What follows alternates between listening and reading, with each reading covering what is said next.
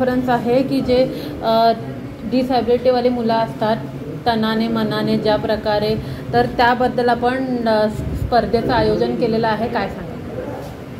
आम्ही जे स्पर्धेचं आयोजन केलेलं आहे, आम्ही तुमच्यासमोर आलेलो आहोत, त्याचं मूळ कारण असं आहे की आम्ही फक्त बौद्धिक अक्षम मुलांच्या स्पर्धा घेत आहोत. 2 वेगवेगळे प्रकार आहेत, बौद्धिक अक्षम आणि शारीरिक व्यंग ज्यांना असतात ते दिव्यांग. आम्ही फक्त बौद्धिक अक्षम मुलांच्या स्पर्धा घेतो आहोत ज्यांचा बुद्ध्यांक 70 आणि त्याच्यापेक्षा खाली असेल. तर त्यासाठी आम्ही संपूर्ण भारताच्या प्रत्येक राज्यातून प्रत्येकी 8 ते 10 असे खेळाडू येणार आहेत आणि या फक्त जलतरण स्पर्धा आहेत, स्विमिंग कॉम्पिटिशन आहे. अशा 30 वेगवेगळ्या प्रकारचे खेळ आपण घेतो आणि त्या स्पर्धा वेगवेगळ्या राज्यामध्ये होत आहेत. भारताने प्रत्येक राज्यामध्ये 1 किंवा 2 स्पर्धा घ्यायला परवानगी दिलेली असते. स्पेशल ऑलिम्पिक्स भारत ही संस्था आमची पालक संस्था आहे, त्याच्यामधून प्रत्येक राज्याला वेगवेगळ्या स्पर्धा घ्यायची आपल्याला परवानगी दिलेली असते. महाराष्ट्राला फक्त जलतरण स्पर्धासाठी परवानगी मिळालेली आहे आणि त्याच्यासाठी आपल्याकडे राज्यपाल येणार आहेत. आमच्या स्पेशल ऑलिम्पिक्स भारतच्या ज्या अध्यक्ष आहेत माननीय डॉक्टर मल्लिका नड्डा त्याही येणार आहेत.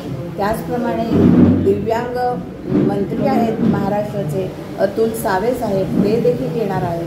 तर अशी वेगवेगळी मंडळी येणार आहेत. त्याचप्रमाणे देशभरावरती ज्यांनी काम केलेले आंतरराष्ट्रीय विजेते जे आहेत असे खेळाडूसुद्धा येणार आहेत. तर त्यासाठी आपण सगळ्यांनी मिळून प्रयत्न करायला पाहिजे की ज्या योगे यांचा विकास होईल, यांना 2 क्षण का होईना आनंद मिळेल.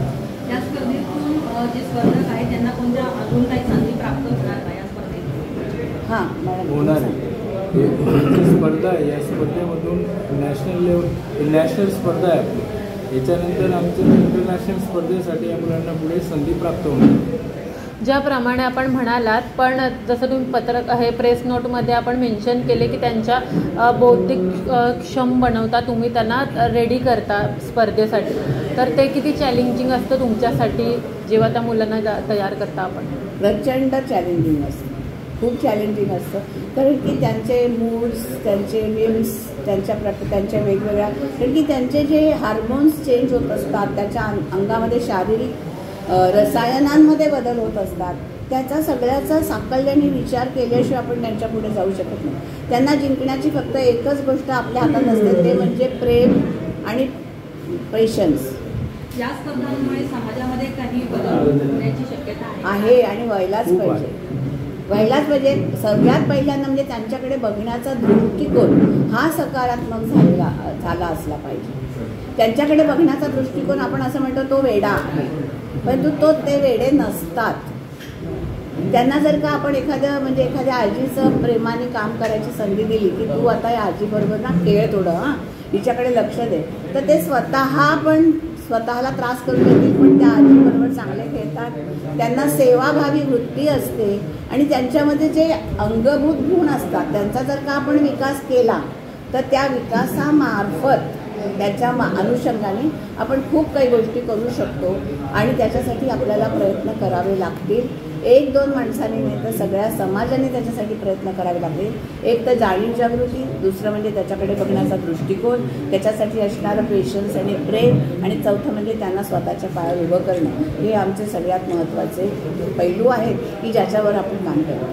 ज्याप्रमाणे बर्फी मूवी आहे त्याच्यामध्ये जी झिलमिल म्हणून एक कॅरेक्टर दाखवलं होतं, प्रियंका चोपडाने ते कॅरेक्टर केलं. तिथे आणि एक शाळा असते, तर शाळेमध्ये असे उपक्रम राबवतात आणि त्या मुलांना ते कमवण्यासाठी काहीतरी त्यांच्याकडनं ते इन्कम जनरेट होईल असं काहीतरी. त्याचं तुमचं काही उपाययोजना आहे की तुम्ही तसं काम करतात? ते आता पूर्ण भारतामध्ये काही स्कूल्स आहेत, मुंबईमध्ये पण आहेत, हे उपक्रम राबवतात. त्याचप्रमाणे आमच्या ज्या अध्यक्षा मॅडम सोमय्या मॅडम, मेधाजी सोमय्या, हे स्किलमध्ये जे महाराष्ट्र शासनाला आम्ही प्रोजेक्ट सादर करतो आहे की जे मोठे मुलं आहेत त्या मोठ्या मुलांना काही स्किल देता येईल. ते स्किलद्वारे त्यांच्यामध्ये ज्या वेगवेगळ्या सुप्त गुण आहेत ते सुप्त गुणांना वाव देऊन त्यांच्या रोजीरोटीचा प्रश्नही आम्ही सोडवण्याचा भविष्यात प्रयत्न करणार आहोत. याप्रमाणे हॉस्पिटॅलिटी मॅनेजमेंट असते, त्याच्यामध्ये ही मुलं चांगल्या रीतीने काम करू शकतात. आपल्याला 5 स्टार आणि 7 स्टार हॉटेलमध्ये सुद्धा अशी मुलं आपण कामाला ठेवलेली आहेत. लॅबोरेटरीजमध्ये काम करतात, जे सातत्याने एकच काम करायचं असतं, असं म्हणजे रिपिटेटिव्ह वर्क ज्याला आपण म्हणतो, मोनोटोनी, ही मुलं चांगली करतात. तर त्याच्यासाठी आपण त्यांना तयार करण्याचं आपलं काम आहे.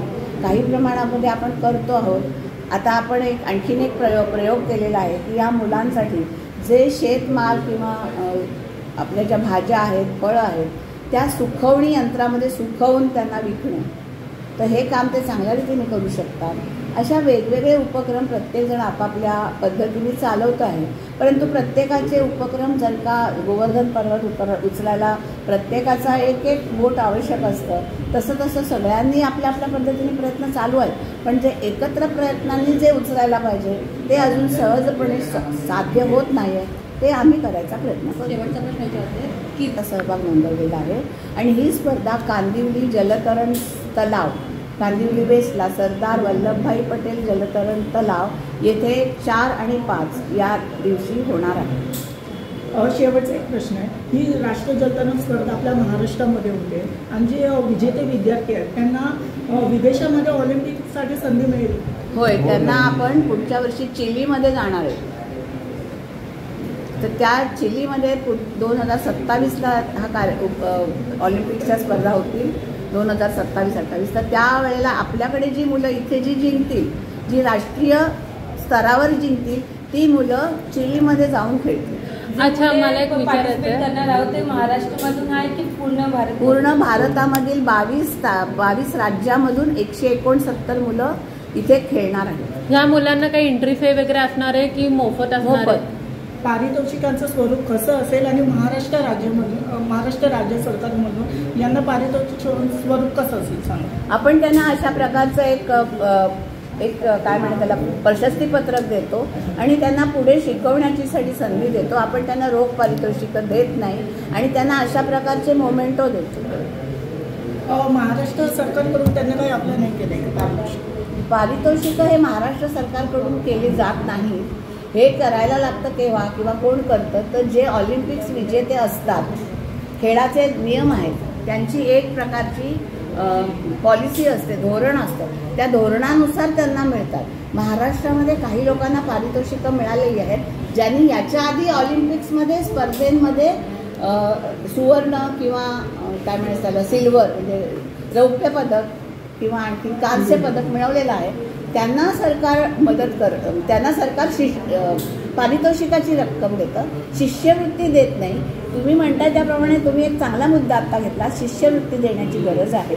तोही मुद्दा आम्ही आमच्याकडे घेऊ. थँक्यू.